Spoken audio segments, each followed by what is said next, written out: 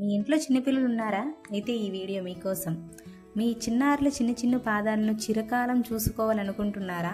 ఇంట్లోనే సులువుగా చేసుకునే baby foot print and hand print embroidery full tutorial నీట్గా ఎక్స్ప్లెయిన్ చేస్తా. Hi, this is Nandini. Welcome back to MV craft studio.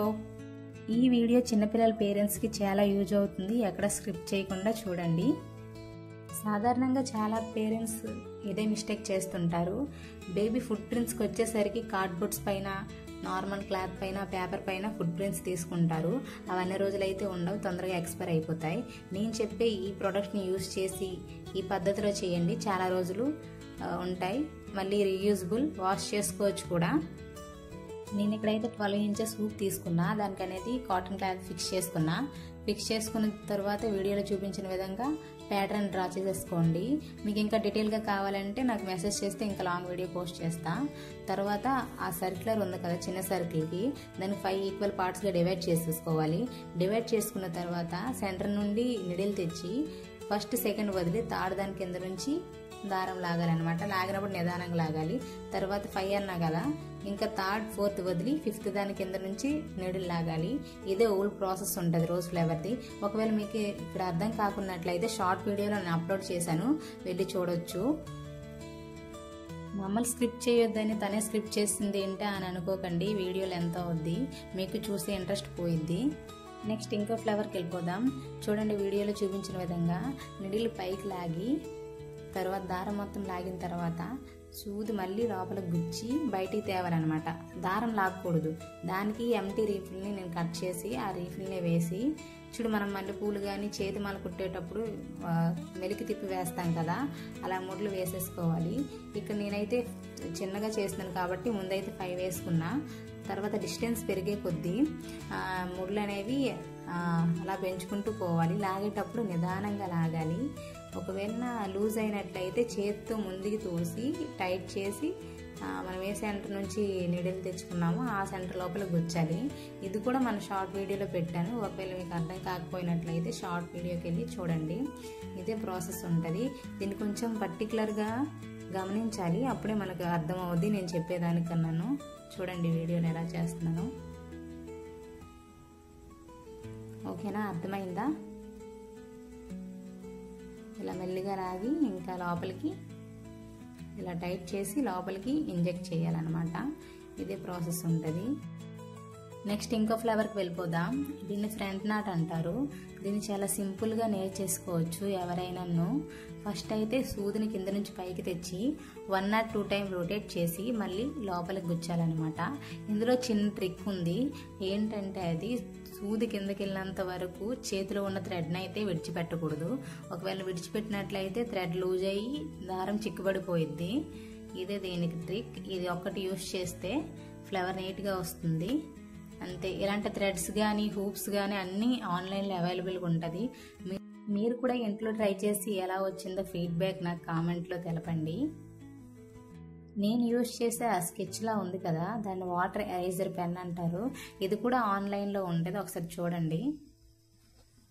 Next ఇంకో ఫ్లవర్కి వెళ్ళిపోదాం. ఆ సర్కిల్ ఉంది కదా, ఆ సర్కిల్ లోపల ఇంకో సర్కిల్ డ్రా చేసేసుకోండి. చిన్నగా డ్రా చేసుకున్న సర్కిల్ నెంబర్ 1గా, దానికన్నా కొంచెం పెద్దకున్నది నెంబర్ 2గా అనుకుందాం. ఫస్ట్ నెంబర్ 1 సర్కిల్ దగ్గర నుంచి నిడిల్ పైకి తెచ్చుకోవాలి. మళ్ళీ దాని పక్కనే నిడిల్ గుచ్చాలి, కానీ దారం వదలకూడదు. ఆ దారం చేతిలో పట్టుకొని పెద్ద సర్కిల్ ఉంది కదా, అదే నెంబర్ 2, దాని గుండా నిడిల్ పైకి తెచ్చుకొని టైట్ లాగిన తర్వాత దాని బ్యాక్ సైడే చిన్న నాట్ వేసుకోవాలి. ఒకసారి చూడండి వీడియోలో ఎలా చూపిస్తున్నాను.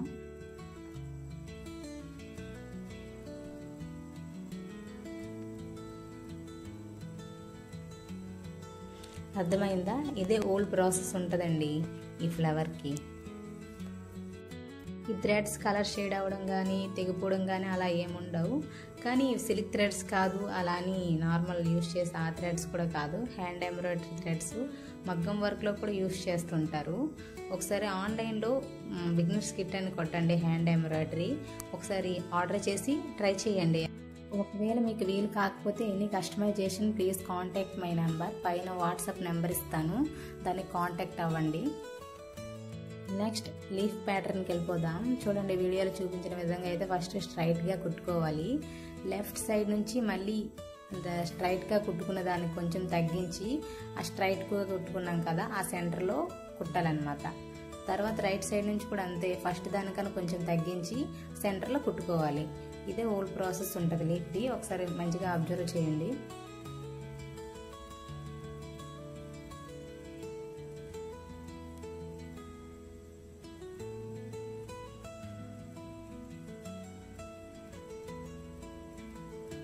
సో లీఫ్ అయితే కంప్లీట్ అయిపోయింది.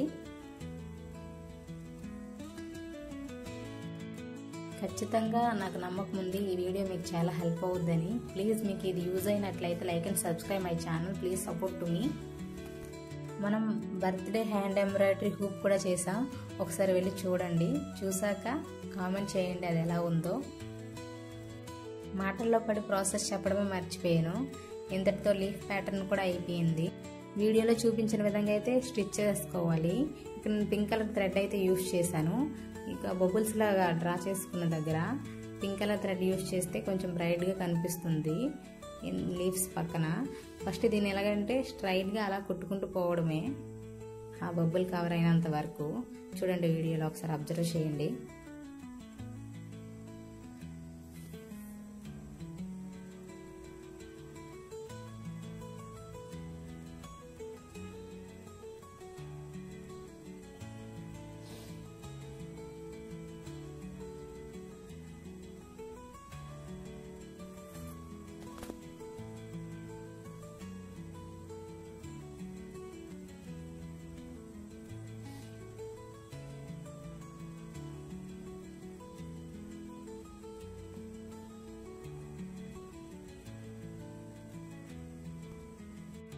సేమ్ అదే ప్యాటర్న్ ఇక్కడ కూడా కొంచెం బాగా గమనించండి.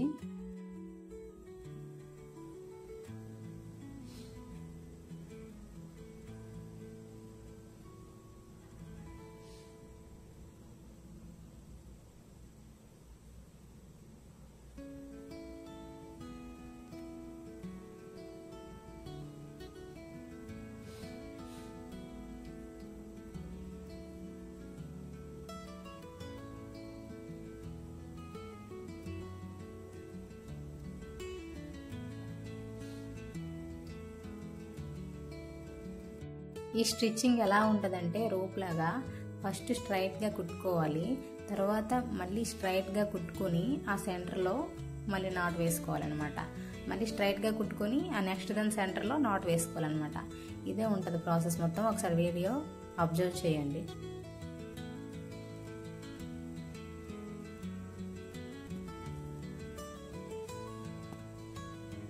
చూసారా, ఎండ్లో అలా చేయాలన్నమాట. జస్ట్ నాటేసుకుంటే. ఇక్కడ మా చిన్నోడు కాళ్ళను ఇంకా చేతుల్ని ప్రింట్ చేయించా. గోల్డ్ కలర్ ఫ్యాబ్రిక్ పెయింట్ అయితే యూజ్ చేశాను. కంపెనీ నేమ్ వచ్చి ఫెవిక్రిల్.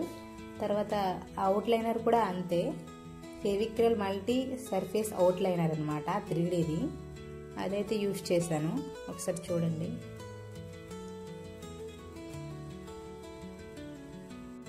మంచిగా డ్రై అవనివ్వాలి. ఎలా ఉంది మరి వీడియో? మీకు నచ్చిందా? నచ్చితే like and subscribe my channel. Please support to me. ఇంకా మీరు చేసి కామెంట్ చేయడం మాత్రం మర్చిపోవద్దు. మీ కామెంట్ కోసం నేను వెయిట్ చేస్తాను.